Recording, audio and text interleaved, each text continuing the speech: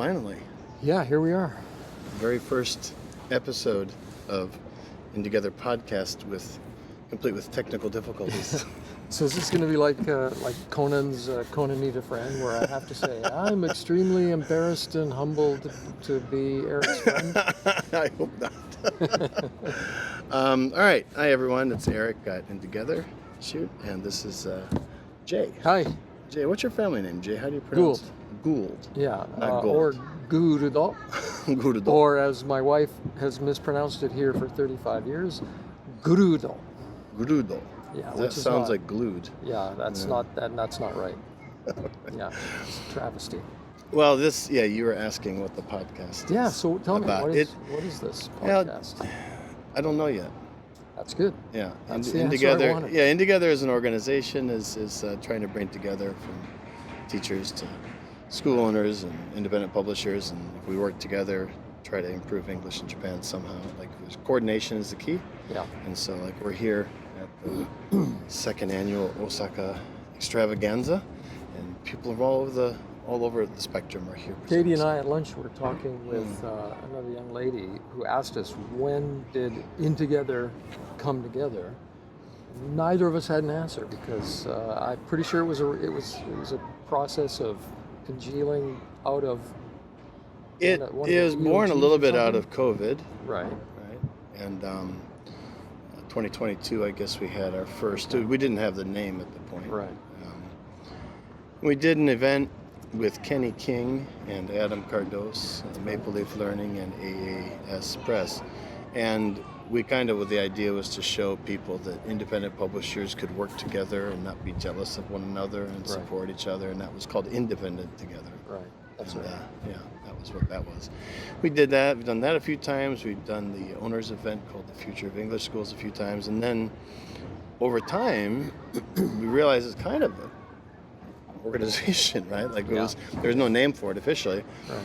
But then talking with Brian Shepard and Katie and Kenny and some other people.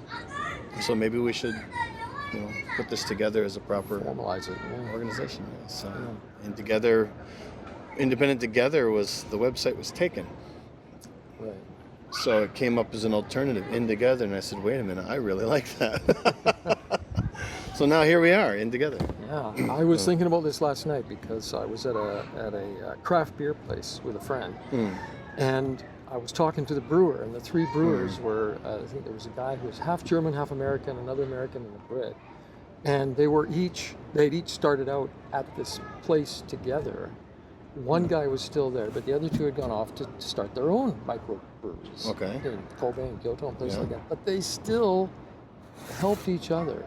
They still worked together. They went to each other's bars, attended each other's events, and it's just like, that's the way it should be. English and beer, exactly the same. I once went off the subject, but one of my favorite restaurants ever was a craft beer and gyoza restaurant I went to in Osaka. Okay. And I know, kind of, a little odd, but they had all the different types of gyoza you could order, and then they had a wall of beers mounted in the back. It was like perfect. What a great combination. I hope that someday, probably not too soon, that I'll discover the walls of heaven are lined with beer. Every label you can think of. Well, back on topic. So we're starting a podcast to talk with people who've been around teaching English in Japan, and it's about 6 months ago now. We're talking about the first episode, and your name came up. And you've kind of been there, done it, and so just start out with, I'll just ask you, Jenna, when did you come to Japan? What's your basic journey in 1 minute or less? You're asking the wrong guy. Yeah, no, first let me say thank you very much. I'm humbled and excited, and I'm completely bewildered as to why you'd want me to go first, but I'm here, I'm good. My wife and I came unmarried. That doesn't sound right. It's a PG thing. We came to Japan separately on jet. Okay. Back in 1988. So anyway, then we both get on jet. I came on initially as an AET, and she was an AET as well. She went to Yamaguchi, I went to Miyagi. And wow. we, at that time, first year, there were only about 6 or 8 Canadians on the program, or a dozen or something, I can't remember. So we kind of knew each other from school, but that we were on opposite sides of the country. Both reluctantly got elected to be the jet reps for our states. Oh, wow, Neither of us okay. wanted to do that, but Okay. we got talked into it. Yeah. And then started meeting at these conventions that and makes things, and sense, okay. yeah, I know, I remember Okay. you're the whatever You're that kind guy. of thing. Yeah, you're that creep. So, and then we got married 2 years later, still in Japan. Is it already closed? Yeah, it's closed, yeah. Thank you. Sorry. So we dated for a year and then got engaged and got married in Japan up in Miyagi. And then by that time I was working as a CAR in the City Hall, What's that? CI? Coordinator of International Relations. Oh, wow, okay. And because I was one of the first rare jets who shifted into that from teaching, because there wasn't really any teaching for me to do up there. This event is, it's a special event. So today it's not open. Sorry, yeah. Oh, hi. Oh, hi. So Thank you. anyway, this is all. Don't worry, I'll get there. So we both got elected, met, got married. Strange enough story. She started having visa problems, Oh, and because she had left Jet, and I was still on Jet. okay. So the mayor said, well, just get married anyway, and then she can be a spouse. And I'm like, okay. So we got married. We were going to get married in May, but we got married in January. Wow. Pregnant with twins by February. Oh, my goodness. Still had to go through with the wedding in May because they made this big plan and whatever. So she was pregnant with twins. My and goodness. had to cut the dress at the back and everything. Oh, my goodness. And then because of things I had done while on Jet, I helped to organize a sister state agreement between British Columbia and Miyagi Okay. for teacher and student exchanges, and called the BC-Miyagi Exchange Program, which then ran for about 15 years, I think, after that. But because of that,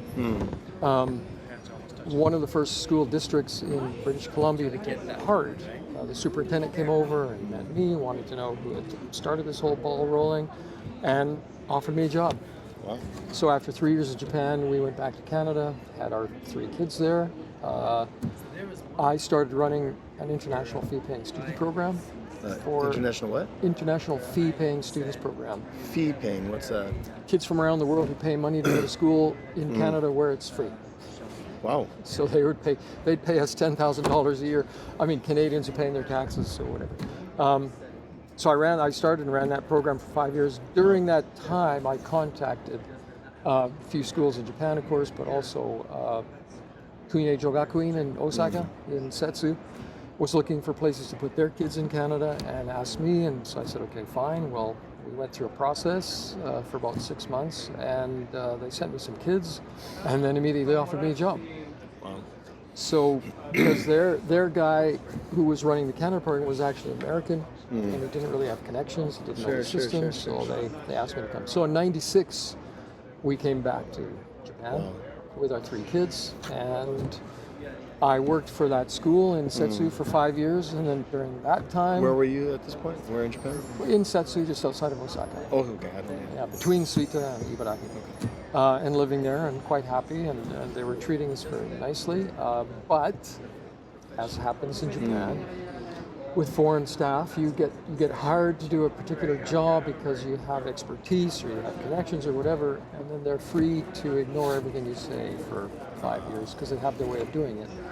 So I got tired, but we decided we really liked it here. We wanted to stay. Our kids were in school. They had friends. Sure. So, it was do our own thing or go home. We decided to do our own thing. And that led you to... Yeah, so we opened up our school. Okay. So this out is of our when apartment. Again? This was in 97. 97. Late 97. And we started out of our apartment. My wife started. I was still working my job. She started. And after about 6 months, she had 80 kids a week coming into our 3DK apartment. So I would come home after a very stressful day of work, and my 3 kids would be in their bedroom. Our bedroom was full of Japanese kids are learning English. All the moms are sitting around the kitchen table, and the next group of kids are sitting in the living room. So the only private place I had was literally the toilet when I came home. Gosh. So I said, honey, here's what we should do. How about we start a school? Yeah. Right? And she's like, Yeah. no, I like it under the table. It's Yeah. just for fun and, whatever. Yeah. So I said, no, it's not So you worth did it. it. So, well, she So said, she was the teacher then. she was a teacher, and I would Yeah. do the odd adult and that Okay. kind of thing. But then I nagged her for about 6 months. She kept saying, no. And then finally, in the spring of '98, I guess it was, she said, look, we want to do our own business. This is fun, but you want to do something. Why don't you go to Costa Rica for 2 weeks? Okay. Look, because we love Costa Rica. We've been Yeah. there. We loved it. She said, go for 2 weeks. Just go across the whole country. Find any kind of business or something that we can do, and we'll all move to Costa Rica. Wow. I was like, alrighty then. Here I go. So, This is crazy. like a typical idiot husband, right? I happily hop on a plane. Oh my gosh. I fly 20 hours to get to Costa Rica. And I shackled myself to this maniac, ex-CIA American guy who used to be CIA in Panama. Okay. Had washed out for some reason because he was an alcoholic or whatever. The head of the San Jose Chamber of Commerce was actually a Canadian guy. He matches me up with this guy. He drives me in this old blue Chevy van all over Costa Rica for 2 solid weeks. Yeah. It was great. I was exhausted. I came back with a folder this thick of everything from furniture making to shrimp farms to you name it. Anything. That we could get into the business. And then, of course, what happened was she just needed me out of her hair for 2 weeks to give her time to think. So I come back loaded with all this stuff and a nice suntan. She's like, you know what, I think you're right. We should start an English school. Oh my goodness. So that's how it all started. So then quickly we got a rental space and shifted the kids over because the deal I made with her was as soon as we hit 100 kids a week, we got to get out of this apartment. We got to Sure. So that's how that happened. Well, So that was all by That's a 90. heck of an opening page, opening chapter. There's a lot more to it, but I can't I'm tell sure you. there is. Yeah, I'm Just- sure there is.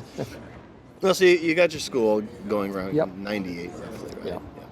Yeah. And now you're no longer operating the school, but your Younger son. younger son Yeah. is operating. When did that? Oh, well, yeah. So When did he after, take over? after a long, at that point, 25, 23, 24 years, and then COVID hit. And for, it was a big change for a lot of people, right? We were happy. We had a great business. We had 4 schools. We had a great, nice, long-term, name in the communities that we were in and stuff. But we'd noticed that it sort of plateaued. It had plateaued in the past, but it would always step up again. But it had plateaued for a while. And then COVID came along, and we were a bit fretting, what's going to happen. But because we were going to follow, we were always following the schools, and the local elementaries were going to close. So our staff were concerned. We had a big meeting, and all our young staff were like, "What's going to happen? What's going to happen?" Our 3 sort of streams. Our preschool moms said, "Please, don't close. We hate our children. We want them to go to Rainbow. We don't want them at home." So Name of your school is Rainbow. Rainbow. Okay. Yeah. So fine. We'll keep the preschool going for you ladies. The after-school moms who were invested into the tune of 3 to 5 hours a week, hour and a half, 2.5, said, "Well, can we do an online thing?" Because they were, they said, "We don't need to worry about the money and stuff. We just don't want to lose contact." Yeah. Okay, great. The regular ACI the moms were fine. Yeah, quit, follow the program. We know you'll make it up later. We'll backfill the time. So then it was a question of my wife and I looked at each other like, how on earth would we tackle this bizarre what is online? What does that mean? That kind of thing. We're old. So all our younger staff are leaning over the table like, yeah, it's online, dude. Like if everybody who's anybody's online, right? This is 2020. And so I had to make a choice. We're sitting there in the meeting, and they said, "So are we going to do online?" I'm like, "Yeah, okay, let's go online, right?" So from the moment I said that, not even 10 minutes, it might have even been 5 minutes later, we had our own YouTube channel up. We had a guy editing videos that 2 teachers were shooting about doing lessons already on camera. All our older staff needed was for the oldsters to just say, Go for it. go, Wow. have fun. Wow. And at that point, Melinda and I looked at each other like, you know what? We've probably been in the way of our business and our staff for at least a couple of years now. Wow. That really got Wow. us thinking Wow. about, okay, Wow. maybe it is time to retire. Maybe it's time to think about taking a step moving it back. on. So that made the process of retiring Wow. a lot easier for me, because at that point I was still like, well, why wouldn't I do this for the rest of my life, right? Yeah. But then, yeah, it was like, oh no, I could be my own worst enemy here. That's really Right. interesting. For a You got guy, to know when to step down, right? Yeah. So you can I mean, and I consider myself to be, I mean, as you know, I'm not that tech savvy, but at least I figured out how to do Zoom and stuff like that, right? Yeah, It was yeah, okay. yeah. My wife's a little bit more into it than I am, but we were both just realizing, okay, it's a whole new game now. But our younger son, who was the most Japanese of the 3, because he Yeah. was the youngest when we came, he said, yeah. So he's taken. That's been since when then? So he came back 2.5 years, oh gosh, almost 3 years ago. Okay. We overlapped for about a year. So he Okay. had a chance to follow me, follow Melinda, see everything when to do it, and then coming up in April, it'll be 2 years that we handed things over to him. So you've come, done, and largely said, Can't say that I conquered, but well, to the extent that anyone Yeah. can conquer, right? yeah, that's right. Well, time is a bit of a restraint today because of what we got going on inside and stuff. But I guess one simple question is for people who are watching or who maybe haven't actually started down the road. Right. If you were to start fresh now, right? You started at a time in 98, 90, whatever it was very different Japan than it is currently. Yeah. What would be a piece of advice or two that you would give to someone who's starting out fresh now? Regardless of the time, whether it's the 90s or the 2010s or whatever, 2020s. Number one is, you're making that decision because you've already decided it's something you want to do. There's no, right? If it even enters your head, you're already there. It's just, okay, well, how do I do this thing? So, number one is don't fret over making the decision. The fact that it's even welling up in the back of your head tells you, for whatever reason, you're ready for this thing. It's changing your life. So go ahead and do it. Sure. Number two, the next part of that is be fearless. Just whatever your dream is, whatever your vision is. I think it doesn't matter on the timing. Just do it, right? Because if it's something you really are passionate about, you love doing it, and especially if you've got if you're doing it solo, that's great. But if you got a good partner and you're simpatico and everything, the sky's the limit, right? There's nothing holding you back but yourselves. That's a bit of a point. No, I kind of thing, understand. right? It's funny. I'm thinking of something. Shout out Chuck Sandy. There's a guy I know. I don't know if you know Chuck, but I met him years ago, and he had a quote that he used, I think, in a presentation. I don't remember exactly where it was, but it reminded me of what you just said. He said, "I can't do it, but I'm doing it anyway." Oh yeah. Right, and I was like, I really like that, right? So if you be fearless, it reminded me of Chuck saying, I don't know exactly how to do what I'm about to do, but I'm doing it. Oh, right? I just totally figure it out as you go along, right? Yeah, So totally be fearless. I agree. like that.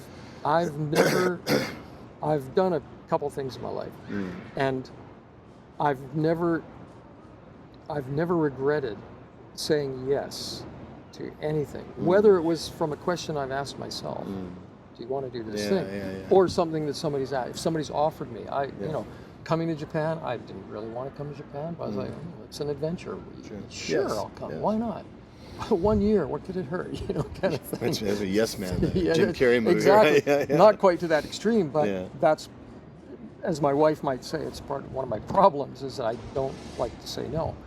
Because I view anybody asking me to do something is doing it not because they're stupid or don't know me, but it's because they actually do think I have something Sure, to contribute. sure, They sure, do have, I tease because I was wondering why the hell do you Yeah. want me to do this?